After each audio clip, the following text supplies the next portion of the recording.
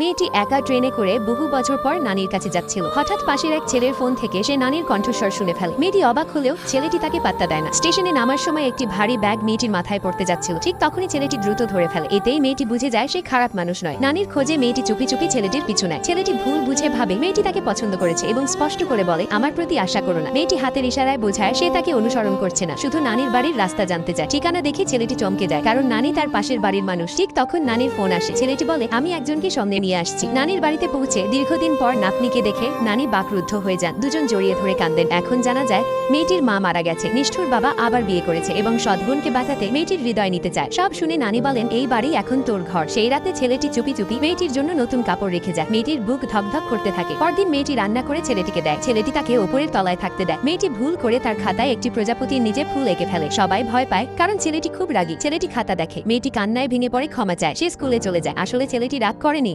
বরং নিজেকে দোষ দিচ্ছিল। বিকেলে ছেলেটি নিজে গিয়ে তাকে স্কুল থেকে নিয়ে আসে এবং বলে, তোমার স্কুল বদলের সব দায়িত্ব আমি নেব। হঠাৎ এক মেয়ে ঝামেলা করে। ছেলেটি শক্তভাবে তাকে সতর্ক করে দেয়। গাড়িতে ছেলেটি শান্ত গলায় বলে, তোমার আঁকা ছবিটা আমি খুব পছন্দ করেছি। মেয়েটি খুশি হয়ে ওঠে। কাগজপত্রের কাজ শেষে ছেলেটি তাকে ঘরে পাঠায়। নিজে খাবার কিনতে যায়, কিন্তু বাড়ি ফিরতেই নিষ্ঠুর বাবা লোকজন নিয়ে হাজির হয়। সৎবোনের জন্য হৃদয় না পেয়ে জোর করে মেয়েটিকে হাসপাতালে নিতে যায়। ঠিক তখনই নিচতলায় থাকা ছেলেটি হঠাৎ ওপর থেকে চিৎকার শুনতে পায়।